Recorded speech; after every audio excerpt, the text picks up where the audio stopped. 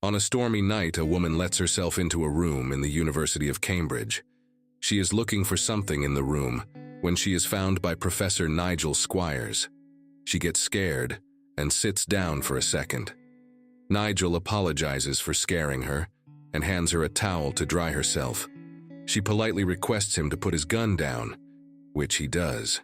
The gun was not real, just a prop from a student production of The Seagull. He wants to know why she broke into the room. Her boyfriend told her that all professors keep a key above the glory hole, so she just let herself in. She apologizes to him and tells her name is Nina Nuna.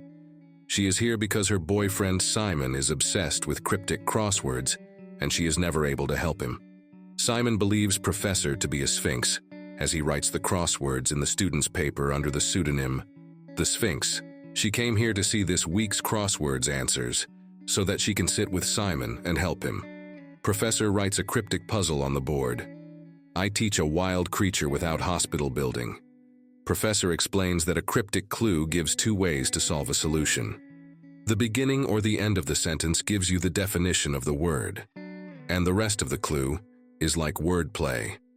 The word wild in the clue is an anagram indicator which suggests that letters can be jumbled and rearranged.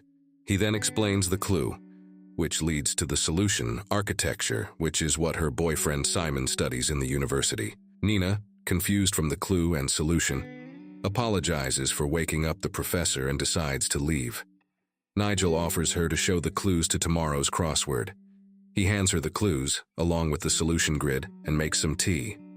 Nigel has done about 400 to 500 crosswords in his life. He explains that the Sphinx is a mythical creature of Greek legend, a woman's head on a lion's body. She guarded the ancient city of Thebes, and any traveler passing through had to first solve her riddle. If they fail, she would kill them by asphyxiation and eat the remains. Nina solves a clue and writes it on the board. She looks at a picture of Nigel with his wife, Monica, who died last year. They both sit down for the tea, and she looks at another clue.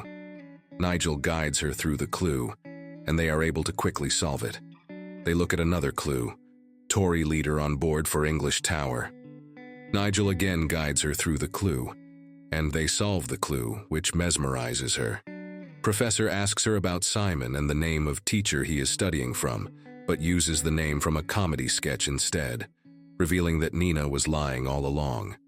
She says she only wants to learn. So Nigel writes another clue on the board and guides her through it. She feels like Nigel cheated on this clue because the word isn't precise, and Nigel had told her earlier that every answer should be precise. Nigel starts coughing, so Nina gives him something to drink. She grabs the clues and solves another one, the answer to which turns out to be asphyxiation. She proceeds to solve a lot more of the clues showing proficiency. Nigel watches in horror, unable to move. She reveals that she studies marine biology and could easily get tetrodotoxin from pufferfish, which, if consumed, leads to gradual paralysis. This results in respiratory failure and eventual death. She reveals that Simon was her brother, and he got to the finals in crosswords competition 6 years ago. And he won the finals, but Nigel challenged him on a word, saying that the first U looked like a V. The committee agreed in his favor, old guys looking out for their own, and Simon was disqualified. Simon got depressed and killed himself. Nigel gets up from his chair, revealing that he is not paralyzed. He starts solving the rest of the grid, revealing the line, I swapped cups, in the grid. Nina tries to puke out the toxin, while Nigel makes a phone call saying that their services will be required soon. Dr. Tyler, Nina's personal tutor and confidant, warned Nigel and is now coming over with a vaccine. She needed Tyler's help to extract the poison, but Tyler, being an old friend of Nigel, told him everything. Nigel didn't call the police because he wanted to have a little bit of fun with the crossword. He continues with solving the rest of the grid. Nigel slides his hand under Nina's skirt and kisses her on the mouth, and then goes to the bathroom. Tyler enters, calls Nina, Charlotte, and tells her to hang in there. Nigel arrives and asks Tyler to give her the antidote. Tyler tells him that there is no antidote. She would need her stomach pumped with an intravenous drip as soon as possible. Otherwise, she'll be dead in 30 minutes. Tyler refuses to call the emergency services. He asks Nigel to eat Nina, just like the Sphinx. Nigel tries to call the police, but Tyler says that the crossword will reveal premeditation. The know-it-all received a mystery guest at number 9. And before long, there's an asphyxiation and the pufferfish. Tyler tells him that this is his revenge and tells him to sit down while he prepares his food. Tyler cuts a piece from Nina's butts, frying it on the stove.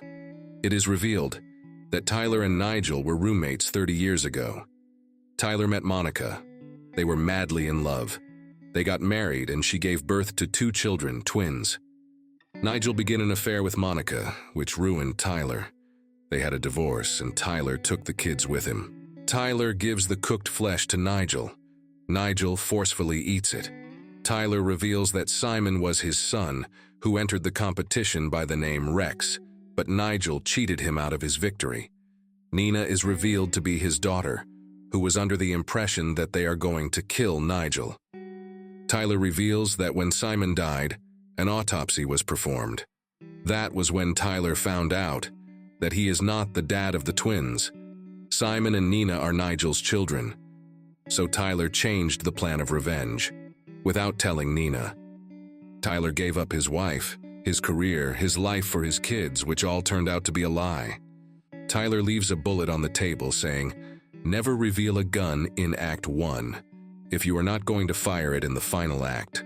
Before leaving, he writes something on the solution grid. Nigel grabs his gun, puts the bullet in it, and puts the gun to his mouth. The solution grid reveals the words RIP NHS, NHS being Nigel Hector Squires.